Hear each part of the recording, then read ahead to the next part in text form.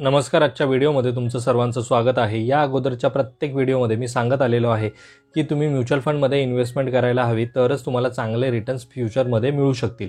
हे सांगण्यामागचं एकच कारण की तुम्ही मार्केटमध्ये अवेलेबल असलेल्या इतर इन्स्ट्रुमेंट्स बरोबर जर कंपॅरिझन केलं तर तुम्हाला जाणवेल की म्युच्युअल फंड्समधून तुम्हाला चांगले रिटर्न्स मिळतात. तर याच संबंधीचा आजचा हा व्हिडिओ आहे. तर चला आजच्या व्हिडिओला आपण स्टार्ट करूयात. पण व्हिडिओला स्टार्ट करण्याअगोदर जर तुम्ही चॅनलवरती नवीन असाल आणि चॅनलला अजूनही सबस्क्राईब केलं नसेल तर चॅनलला सबस्क्राईब करून ठेवा, म्हणजे असेच इन्फॉर्मेटिव्ह व्हिडिओज तुम्हाला या चॅनलवरती पाहता येतील. सर्वात पहिले आपण पाहूयात की फिक्स डिपॉझिट करताय तुम्ही कोणत्याही बँकेमध्ये 1,20,000 रुपये 120 महिने म्हणजेच 10 वर्षासाठी, आणि आत्ता सध्याचा इंटरेस्ट रेट आहे 7.25%. तर या कॅल्क्युलेशननुसार तुम्हाला इंटरेस्ट मिळणार आहे 87,000 रुपये. डिपॉझिट असणार आहे तुमची 1,20,000 रुपये आणि मॅच्युरिटी नंतर तुम्हाला मिळणारी रक्कम असणार आहे 2,07,000 रुपये. म्हणजे 10 वर्षानंतर तुम्हाला मिळणार आहे 2,07,000 रुपये. म्हणजे जेवढी इन्व्हेस्टमेंट तुमची आहे त्याच्या दुप्पट व्हॅल्यू तुम्हाला 10 वर्षानंतर सुद्धा मिळणार नाही जर तुम्ही फिक्स डिपॉझिट करताय. आता यामध्ये रिस्कसुद्धा आली, कारण की बऱ्याच बँका अशा आहेत की ज्या बंद पडत आहेत किंवा बंद होत आहेत, ज्याची रिसेंट उदाहरणं तुम्हाला तर माहितीच असतील. तर रिस्क ही प्रत्येक इन्व्हेस्टमेंटमध्ये असते, पण आपण कशा टाईपचे रिस्क घेतोय आणि कशा प्रकारची इन्व्हेस्टमेंट करतोय हे आपल्यावरती डिपेंड आहे.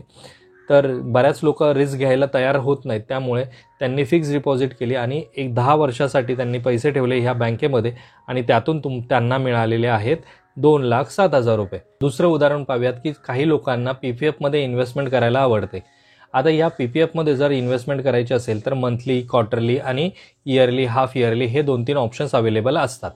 यातील मंथली ऑप्शन जर चूज केला आणि 10,000ची इन्व्हेस्टमेंट मंथली करतायत आणि आत्ताचा सध्याचा PPFचा इंटरेस्ट रेट आहे 7.1%.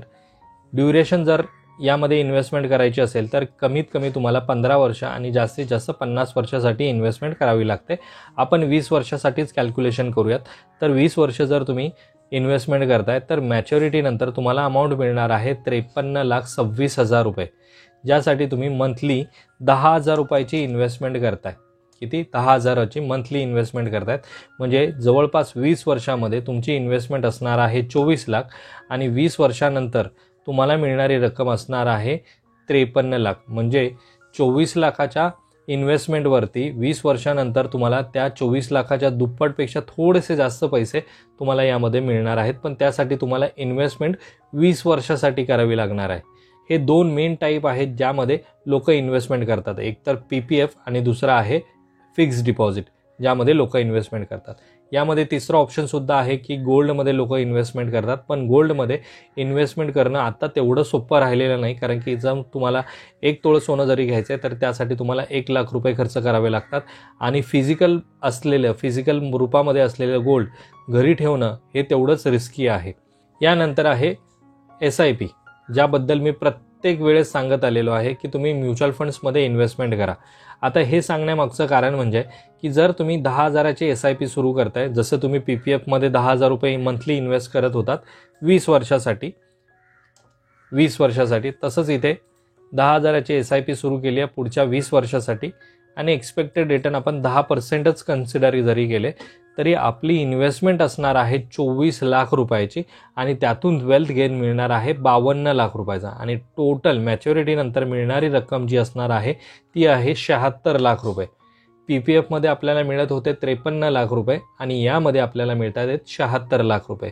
मग यावरनं तुम्ही ठरवा की आपण कशामध्ये इन्व्हेस्टमेंट करावी. यामध्ये मी एक्सपेक्टेड रिटर्न सगळ्यात कमी कन्सिडर केलेला आहे 10%. आजकाल बरेच असे म्युच्युअल फंड्स आहेत ज्यामध्ये तुम्ही लार्ज कॅप घ्या, स्मॉल कॅप घ्या, मिड कॅप घ्या किंवा अदर फ्लेक्सी कॅप घ्या, मल्टी कॅप घ्या किंवा एखादा हायब्रिड फंड जरी तुम्ही घेतलात तरी त्यामध्ये सुद्धा तुम्हाला आरामशीर 12 ते 13% रिटर्न्स मिळतातच. 12 ते 13% रिटर्न मिळतातच. मग जर याच 12%ने कॅल्क्युलेट केलं तर 24 लाखाची इन्व्हेस्टमेंट आहे आणि यामधनं तुम्हाला 20 वर्षानंतर जवळपास 99 लाख रुपये मिळणार आहेत. 99 लाख. आणि यामध्ये तुम्हाला मंथली जशी तुम्ही त्यामध्ये इन्व्हेस्टमेंट करता तशीच तुम्हाला इथे इन्व्हेस्टमेंट करायची आणि त्यातून तुम्हाला चांगले रिटर्न्स मिळू शकतील. मी असं म्हणत नाही की तुम्ही PPFमध्ये अजिबातच इन्व्हेस्टमेंट नका करू. तुमच्याकडे जर वेल्थ आहे आणि तुम्ही जर अफोर्ड करू शकता तर त्यामध्ये सुद्धा तुमची इन्व्हेस्टमेंट ठेवा, पण आणि यामध्ये पण इन्व्हेस्टमेंट ठेवा. पण ज्यांना लवकरात लवकर चांगली वेल्थ क्रिएट करायची आहे त्या लोकांनी जर 10,000ची SIP अशा टाईपच्या म्युच्युअल फंड्समध्ये केली तर त्यांना फ्युचरमध्ये खूप चांगले रिटर्न्स मिळणार आहेत, जर त्यांनी चांगले फंड्स चूज केले आणि त्या फंड्सने चांगलं परफॉर्म केलं तर. आता हे झालं आपण SIP आणि PFF बद्दलचं कंपॅरिझन पाहिलं. आता आपण FD बद्दलचं कंपॅरिझन पाहूयात. लमसम इन्व्हेस्टमेंट किती आहे? 1,20,000 10 वर्षासाठीच भरतोय. 10% रेट ऑफ रिटर्ननुसार टोटल वेल्थ किती क्रिएट होणार आहे 10 वर्षानंतर? 3,11,000 रुपये. आणि फिक्स डिपॉझिटमध्ये किती मिळत होते? 2,07,000 रुपये. म्हणजे जेवढी इन्व्हेस्टमेंट होती त्याच्या दुप्पटसुद्धा व्हॅल्यू मिळत नव्हती, पण इथे 10 वर्षामध्ये तुम्हाला दुपटीपेक्षा जास्त म्हणजे 3,11,000 रुपये मिळतात आहेत जर त्या फंड्सने 10% रिटर्न्स दिले तर. आता तुम्ही म्हणाल की असे फंड्स आहेत का जे 10% रिटर्न्स देतात? तर नक्कीच आहेत. एकही असा फंड नाही आहे जो तुम्हाला 10% रिटर्न देणार नाही. ते फंड पण तुम्हाला दाखवतो. इथे मी काही टॉप 5 फंड्स घेतलेले आहे ज्यामध्ये लोकांनी सगळ्यात जास्त इन्व्हेस्टमेंट केलेली आहे. आणि या फंडचे जर तुम्ही 10 वर्षाचे रिटर्न्स पाहिले, ज्यामध्ये आपण लार्ज कॅप पाहूयात, तर 12%च्या आसपास आरामशीर रिटर्न देतात. 10% रिटर्न्स आरामशीर देतात. आणि जर तुम्ही अशा टाईपच्या फंड्समध्ये 20 वर्षापर्यंत इन्व्हेस्टेड राहताय तर आरामशीर तुम्हाला 12.74% रिटर्न्स मिळतात.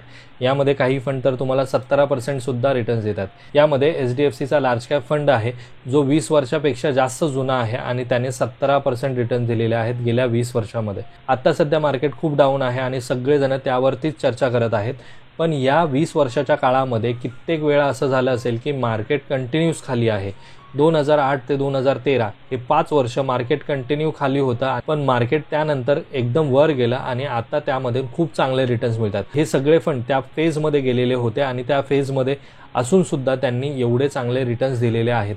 यामध्ये SBIचा large and mid cap fund 17% return देतोय आणि हा फंड गेले 32 वर्ष मार्केटमध्ये आहे. म्हणजे 32 वर्षापासून हा फंड मार्केटमध्ये आहे आणि एवढे चांगले रिटर्न्स त्याने गेल्या 32 वर्षामध्ये दिलेले आहेत. इथे सिन्स लॉन्च असं म्हटलेलं आहे मी. म्हणजे जेव्हापासून हा फंड मार्केटमध्ये आला तेव्हापासून याने एवढे चांगले रिटर्न्स दिलेले आहेत.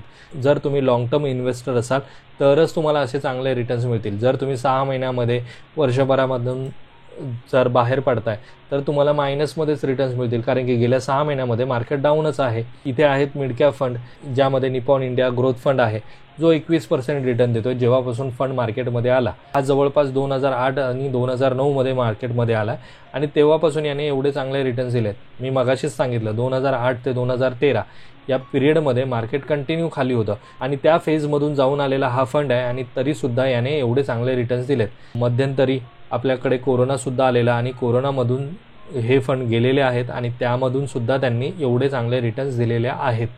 ज्यामध्ये HDFCचा स्मॉल कॅप फंड आहे, निपॉन इंडियाचा स्मॉल कॅप फंड आहे. हे सगळे फंड जरी आत्ता ह्या महिन्यांमध्ये गेल्या 6 महिन्यांमध्ये किंवा वर्षभरामध्ये कमी रिटर्न्स देत असतील तरीसुद्धा तुम्ही जर लाँग टर्म इन्व्हेस्टर्स असाल तर त्यामधून तुम्हाला चांगलेच रिटर्न्स मिळतील जर तुम्ही लाँग टर्म इन्व्हेस्टर असाल तर. मी प्रत्येक वेळेत तेच सांगतोय की जर तुम्ही लाँग टर्म इन्व्हेस्टर असाल तरच तुम्हाला खूप चांगले रिटर्न्स मिळतील. आता यामध्ये पराग पारेखचा फ्लेक्झी कॅप फंड आहे ज्यामध्ये 89,000 करोड रुपये लोकांनी इन्व्हेस्ट केलेले आहेत आणि तो फंड जेव्हापासून मार्केटमध्ये आला आहे तेव्हापासून याने 18.89% रिटर्न दिलेले आहेत.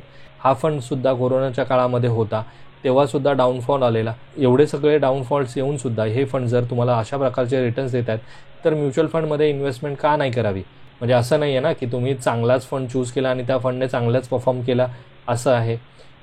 बऱ्याच लोकांनी असेही फंड चूज केलेत की त्यांनी एवढे चांगले रिटर्न्स दिले नाहीत, पण तरीसुद्धा त्या कॅटेगरीमध्ये जर तुम्ही पाहिलं तर 13% रिटर्न दिलेले आहेत. इथे मल्टी कॅपची कॅटेगरी 10% रिटर्न आहेत, स्मॉल कॅपची कॅटेगरी 13% रिटर्न आहेत, लार्ज अँड मिड कॅपची कॅटेगरी 11% रिटर्न आहेत, लार्ज कॅपची कॅटेगरी आहे 12% रिटर्न आहेत.